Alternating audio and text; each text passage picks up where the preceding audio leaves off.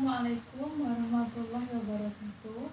Perkenalkan, nama saya Luftika Woro, NIM B200-120-376 kelas A. Saya adalah mahasiswi dari Universitas Muhammadiyah Surakarta, Fakultas Ekonomi dan Bisnis, jurusan akuntansi. Video ini saya bikin untuk memenuhi salah satu mata kuliah, yaitu akuntansi internasional. Kali ini saya mencoba untuk menjelaskan tentang babak pengungkapan dan pelaporan. Pertama yang akan kita bahas adalah perkembangan pengungkapan. Dalam perkembangannya, sistem pengungkapan sangat berkaitan dengan perkembangan sistem akuntansi. Suatu standar dan praktik pengungkapan dipengaruhi oleh sumber-sumber keuangan, undang-undang, politik, dan ekonomi, tingkat perkembangan ekonomi, pendidikan, budaya, dan faktor-faktor lainnya.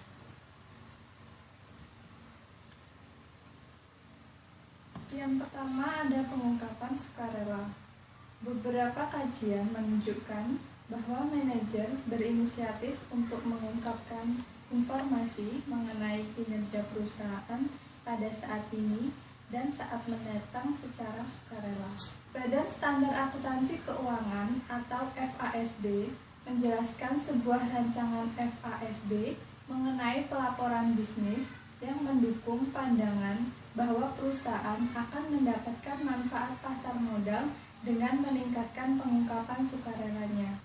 Laporan ini berisi tentang bagaimana perusahaan bisa menggambarkan dan menjelaskan investasi potensial mereka kepada investor. Yang kedua, kebutuhan pengaturan pengungkapan. Untuk melindungi investor, sebagian besar bursa sekuritas menentukan laporan dan kebutuhan pengungkapan pada perusahaan domestik dan asing yang mencari akses untuk pasar mereka. Semua bursa sekuritas ingin memastikan bahwa investor memiliki informasi yang cukup untuk memperbolehkan mereka mengevaluasi kinerja dan prospek perusahaan. Proteksi pemegang saham bermacam-macam di seluruh negara. Dalam penelitiannya, Frost dan Lang membahas dua objek investor berorientasi pasar, yaitu perlindungan investor dan kualitas pasar. Yang pertama ada perlindungan atau proteksi investor. Investor dijamin dengan informasi dan dilindungi dengan pelaksanaan serta pengawasan peraturan pasar. Yang kedua ada kualitas pasar, ditandai dengan kepercayaan investor dan mereka memfasilitasi pembentukan modal. Terdapat juga 4 prinsip pada investor yang berorientasi pasar yang harus dijalankan, yaitu yang pertama, keefektifan biaya, yang kedua, fleksibilitas dan kebebasan pasar, yang ketiga, laporan keuangan transparan dan pengungkapan menyeluruh, yang terakhir, perlakuan setara perusahaan domestik dan asing. Ketiga, pembahasan laporan keuangan SEC Amerika Serikat. SEC secara umum mewajibkan pendaftar asing untuk melengkapi informasi keuangan yang pada hakikatnya sama dengan yang dibutuhkan perusahaan domestik. Syarat laporan SEC secara umum konsisten dengan sasaran proteksi investor dan kualitas pasar.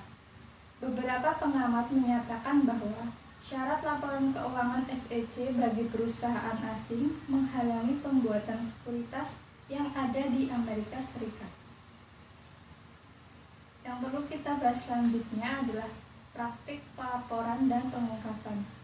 Aturan pengungkapan sangat berbeda di seluruh dunia dalam beberapa hal seperti laporan arus kas dan perubahan ekuitas, transaksi pihak terkait, pelaporan segmen, nilai wajar aktiva dan kewajiban keuangan, dan laba bersaham.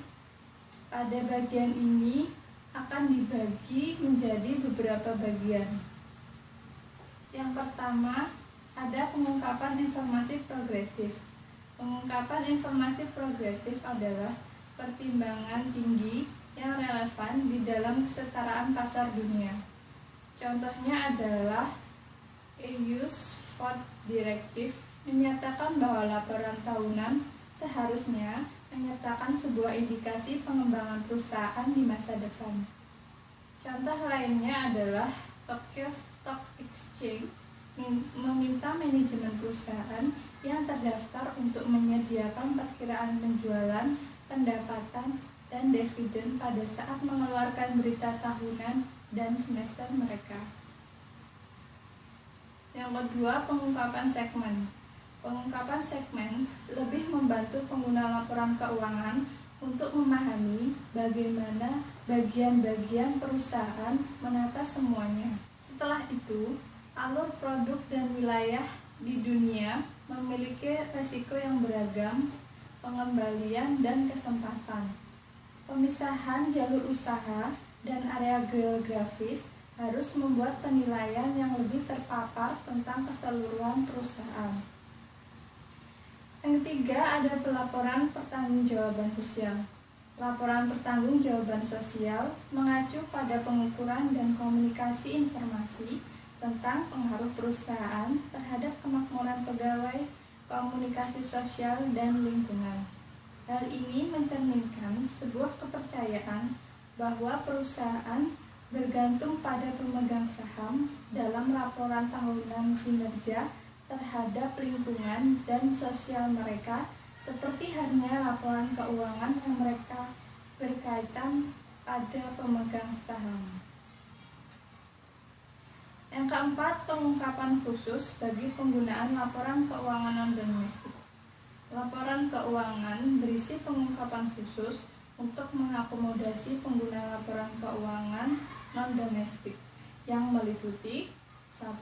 Laporan informasi keuangan tentang mata uang non-domestik atau penyajian ulang. Yang kedua, ada posisi keuangan secara terbatas menurut kelompok kedua standar akuntansi atau penyajian ulang. Yang ketiga, laporan keuangan satu set lengkap yang disusun sesuai kelompok kedua standar akuntansi. Yang terakhir, perbedaan antara prinsip akuntansi dengan prinsip akuntansi lainnya. Yang kelima, ada pengungkapan pengelolaan perusahaan.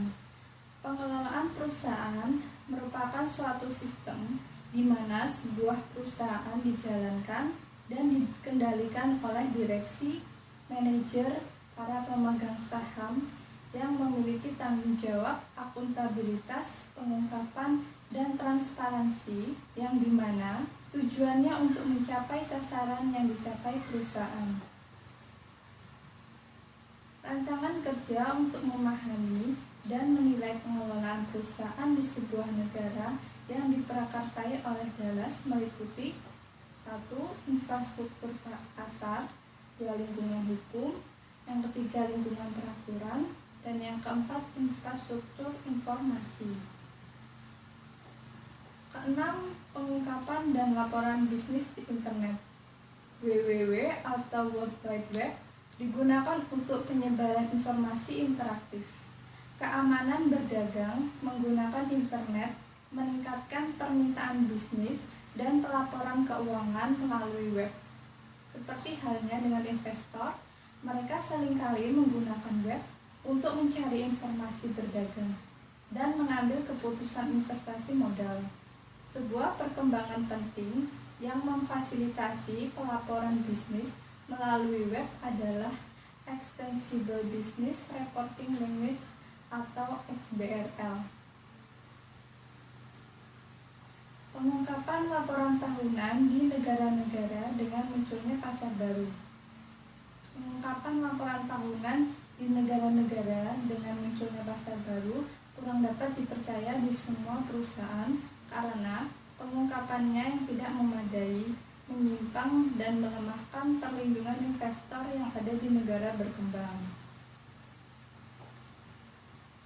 Selanjutnya ada implikasi bagi pengguna laporan keuangan dan manajer. Pengguna laporan keuangan mengharapkan tingkat pengungkapan dan praktik laporan keuangan yang luas. Manajer di negara yang pengungkapannya rendah harus memahami kebijakan untuk mempertinggi pengungkapan.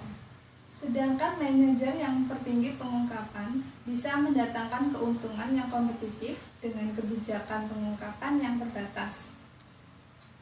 Sekian yang bisa saya sampaikan. Mohon maaf jika ada kesalahan dalam isi dan pengucapan. Semoga video ini bisa bermanfaat bagi teman-teman semua.